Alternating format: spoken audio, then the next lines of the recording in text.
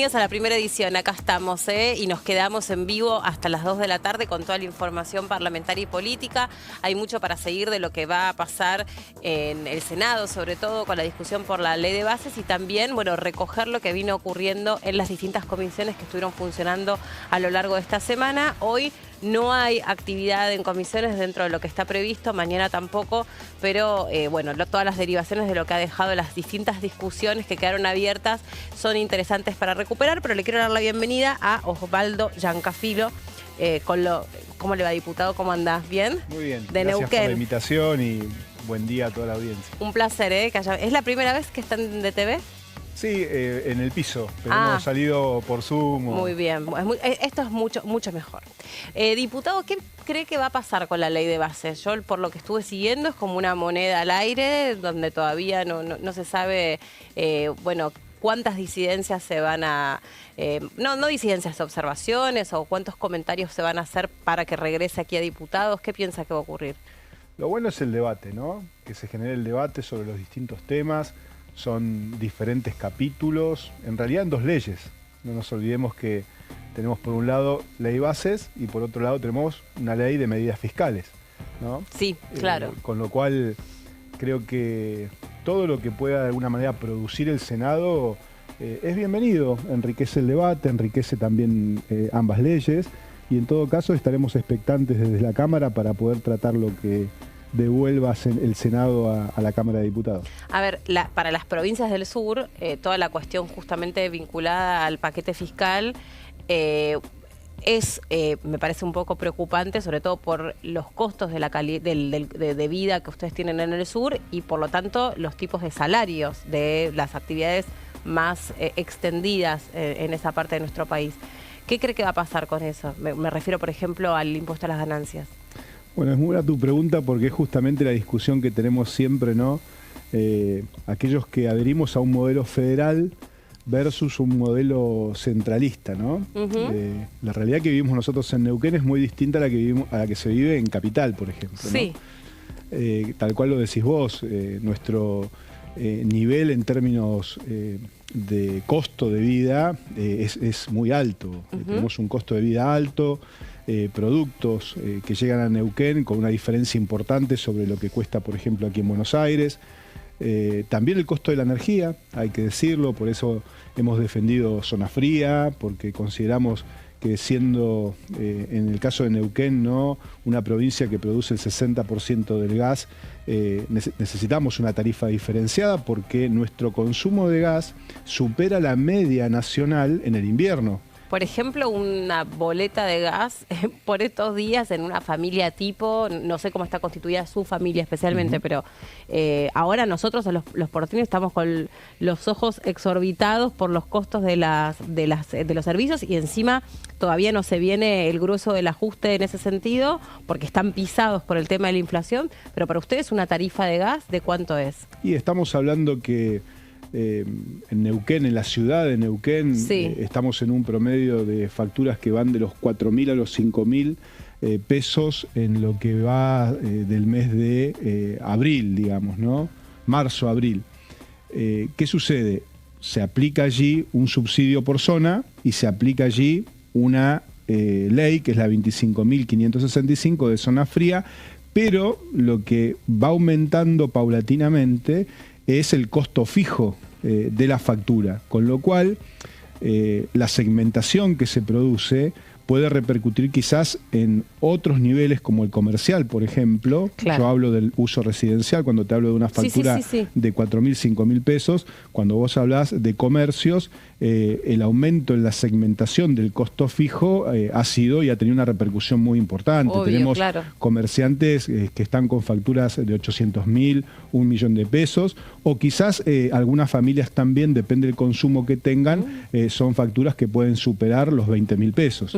Entonces digo, es un tema técnico que hay que analizarlo muy bien, pero nosotros sostenemos que hay que mantener la zona fría, hay que mantener ese subsidio que tenemos nosotros por zona, porque eso impacta de alguna manera en los beneficiarios que tiene hoy el sistema en la Patagonia, por lo menos. Sí, ¿y cómo está la actividad industrial? Porque además ahora estamos frente a la apertura de otros mercados, casi irrestrictamente. Me refiero, por ejemplo, al tema de electrodomésticos, cosas que aquí están muy frenadas, y bueno, y ustedes además tienen la cuestión del turismo, que el dólar también está, ya no es conveniente venir a la Argentina como turistas. Neuquén es una zona de gran atractivo turístico, o tiene lugares preciosísimos, recién lo estábamos charlando, de gran atractivo turístico, así que ¿cómo están esas actividades? El impacto que nosotros tenemos en nuestro costo de vida, como te decía, es alto, por lo que también hay salarios que son altos respecto de la media nacional. Y ahí justamente con lo que decías al principio de las medidas fiscales. Nosotros no estamos de acuerdo, y esto es un tema que hemos trabajado en conjunto con el gobernador Rolando Figueroa, no estamos de acuerdo que se impongan impuestos sobre los salarios. Ten en cuenta que hoy un docente, por ejemplo, con 2 cargos en la provincia de Neuquén, está muy cerca o sobrepasa el 1.800.000 pesos que se planteaba en la ley como piso, o un empleado del petróleo, pasa algo muy parecido, o los médicos que realizan guardias, también superan ese piso. Por eso nosotros no adherimos, porque además el año pasado en la provincia de Neuquén se sancionó una ley a principio de año. Yo era en ese momento ministro de Gobierno y Educación y acompañé ese proyecto de ley que tenía que ver con eliminar la 4ª categoría en el pago de los salarios. Entonces, la realidad que vivimos nosotros en Neuquén por ahí es distinta. Y en lo que vos decías recién, por ejemplo, en cuanto a los productos que llegan a la provincia, claro, llegan con una carga importante, por ejemplo, en el transporte, por esas distancias que se recorren. Por eso muchas veces cuando se dice que Neuquén es rica, sí, Neuquén es rica en recursos, el subsuelo, gas y petróleo, tenemos también el turismo, como vos decís, bellezas naturales impresionantes en el norte de la provincia, en el centro, en el sur, pero tenemos, por ejemplo, un crecimiento poblacional muy importante. No solamente hoy el gobierno de la provincia se tiene que hacer cargo del crecimiento vegetativo propio de la provincia, sino de corrientes migratorias, tanto las que tenemos a nivel país como de otros países que van a buscar un futuro en esta joya que tenemos, que es Vaca Muerta, con lo cual eso impacta en la matrícula escolar. Por ejemplo, tenemos deficiencia en la infraestructura escolar. Tenemos algunas... O sea, ¿no hay suficientes escuelas para la cantidad de niños que quieren estudiar en Neuquén? El sistema educativo neuquino tiene que recurrir, por ejemplo, a alquilar inmuebles para poder garantizar la educación obligatoria. Debemos estar hoy por encima de los 40 edificios que necesitamos para que de alguna manera se pueda atender esa matrícula. Se atiende igual la matrícula con inmuebles alquilados, ¿no? Pero impacta claramente año a año el crecimiento de la matrícula en educación. Habiendo cambiado, por lo que usted dice, ¿no?, la conformación poblacional, ¿usted estaría a favor de arancelar la educación pública y lo mismo, por ejemplo, la atención médica para personas que vengan a cruzar la frontera para atenderse a nuestro país? Nosotros no estamos de acuerdo en ningún elemento que sea desleal desde el punto de vista de forzar determinada normativa vigente o, por ejemplo, generar cambios de domicilio por una prestación médica, ¿no? En Neuquén no suele pasar. ¿No pasa? No suele pasar, sí. No suele pasar. Sí, entendí, sí. No suele pasar. Suele pasar porque tenemos de alguna manera... personas que vienen de otros países a atenderse al sistema de salud neuquino, y eso naturalmente genera un impacto, ¿no? Sí. Nosotros igualmente, por ejemplo, en educación, la escuela pública en la provincia de Neuquén de gestión pública significa el 85% del sistema educativo. Si vos lo comparás con Ciudad Autónoma de Buenos Aires, nuestra educación pública de gestión pública es muy superior, 85% como te decía, 27.000 docentes, más de 200.000 estudiantes, más de 8.000 auxiliares de servicio, y todo eso es financiado por el gobierno de la provincia. Por eso cuando te digo, ¿somos una provincia rica en recursos? Sí, pero tenemos déficit social. Claro. Y entonces, más allá de esta cuestión del documento que usted dice que es algo que no corresponde, si alguien viniera exclusivamente a hacer una atención en un hospital de Neuquén, por ejemplo, para usted, de otro país, ¿no?, de un país fronterizo, ¿para usted habría que cobrarle un arancel diferencial? Nosotros entendemos que sí, porque, mira, nosotros somos muy solidarios con el resto de América Latina y con otros países. nuestra atención médica en la provincia es de excelencia. Tenemos médicos profesionales y un sistema de salud que ha sido modelo a nivel latinoamericano, ¿no? Quizás hoy con algunas deficiencias, hay que reconocerlo, no hay que sonrojarse cuando uno tiene que reconocer los problemas, pero muchas veces tenemos vecinos neuquinos que han tenido situaciones, por ejemplo, en Chile o en Bolivia o en otros países limítrofes y no han sido atendidos de la misma manera que atendemos nosotros cuando hay un problema de un ciudadano extranjero que se atiende en el sistema de salud neuquino o argentino. Usted integra, entre otras comisiones, la Comisión de Economía. Se acaba de conocer el índice de inflación de 8.8 y el presidente tuiteó gol. ¿Para usted es un gol ese número de inflación? Es inevitable entrar en esto que te decía al principio, ¿no? Cómo vemos nosotros desde ese sentido federal de nuestra provincia, ¿no? Lo que pasa aquí en Buenos Aires y esas discusiones que hay muchas veces tribuneras, ¿no? O estás de un lado o estás del otro lado de la grieta, es todo sí o no, es blanco o negro. Sí. Y en el medio nosotros observamos que hay cuestiones, ¿no?, que tienen que mirarse hacia las provincias argentinas también, ¿no? Mira, la economía argentina viene sufriendo un deterioro en los últimos 15 años. Eso es un tema técnico, comprobable, no es de alguna manera una opinión político-partidaria, es un hecho real y concreto, ¿no? El año pasado se terminó con una inflación del 220%, una pobreza que rondaba el 50%. Sí, de hecho el candidato presidencial, que era el ministro de Economía, no fue elegido presidente. Si la economía hubiera funcionado bien, probablemente su derrotero político habría sido otro. Entonces, creo que la Argentina ha ido tomando decisiones muchas veces que tienen que ver con un modelo. Este gobierno, el actual, pretende implementar otro modelo y nosotros decimos que quizás sería bueno lo mejor de los dos modelos. Porque es cierto que, por ejemplo, vos podés incentivar el consumo interno a partir de intervención del Estado en distintas cuestiones, ¿no?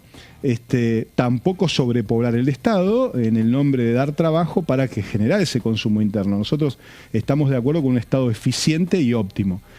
Pero tampoco estamos de acuerdo con eso de que vamos con el ajuste absolutamente en todos los aspectos, de manera indiscriminada, para poder lograr un equilibrio fiscal, ¿no? Entonces decimos, creemos que tenemos que tener equilibrio fiscal porque eso lo que busca también es generar condiciones de estabilidad en la economía argentina para que puedan llegar inversiones, que son tan necesarias también para el desarrollo de cualquier país. Nosotros entendemos que si nosotros generamos esas condiciones para esas inversiones, eso va a generar trabajo, eso naturalmente pone dinero en el bolsillo de la gente y eso naturalmente posteriormente contribuye al consumo. Y eso se puede hacer a partir de un trabajo conjunto entre el público y privado y público. Nosotros en Neuquén lo hemos hecho así en Vaca Muerta, por ejemplo. Vaca Muerta hoy es un ejemplo de previsibilidad política y de previsibilidad económica. O sea, hay reglas de juego claras. Nosotros hemos logrado encriptar Vaca Muerta en el capítulo energía, hidrocarburos de la ley bases, en un trabajo conjunto con el gobernador Rolando Figueroa, los gobernadores que son integrantes de la OFEPI, también con el ministro de Energía. Han participado personas todas especialistas en este sentido. El otro día escuchaba a un senador en Neuquén, yo te digo la verdad, sorprendido, cuando decía, hoy las petroleras se pueden poner de acuerdo y exigirle a la provincia cuánto cobrar por regalías. De ninguna manera. ¿Por qué? Porque dice que en la ley bases esto quedó abierto. Y esto no es así. Te cuento. Hoy la provincia de Neuquén tiene las facultades y dominio sobre sus recursos. Lo dice la Constitución del 94. Y está planteado así también en la ley bases. De hecho, Neuquén hoy, por ejemplo, si quisiera cobrar menos de 12% de regalías, que es lo que está establecido, lo podría hacer con una petrolera o con una empresa que extrae gas, entendiendo que por temas de productividad, porque no todas las zonas tienen la misma producción de petróleo y gas. Hay algunas zonas que son mucho más fuertes en producción que otras. Entonces, para incentivar la exploración y explotación de un yacimiento de gas o de petróleo, en acuerdo con la empresa, hoy la provincia de Neuquén, aún sin la ley base sancionada, puede tranquilamente disminuir el cobro de regalías hasta un 6%, buscando justamente generar las condiciones para que la empresa venga a invertir. Entonces, salir a decir esta barbaridad es poner justamente en tela de juicio una industria que ha funcionado muy bien. Te cuento, último trimestre de este año, 387.000 barriles día pudo producir Vaca Muerta. Si lo comparás con el mismo trimestre del año pasado crecimos un 19%. ¿Y eso a qué se debe? A que la provincia de Neuquén, aún con los embates de las administraciones nacionales, incluido el anterior gobierno y el actual, hemos logrado estabilizar justamente la vida política de la provincia de Neuquén, y eso ha generado también seguridad jurídica. Muchas gracias por haber venido, diputado. Un placer, ¿eh? No, muy amable. A ustedes. Gracias.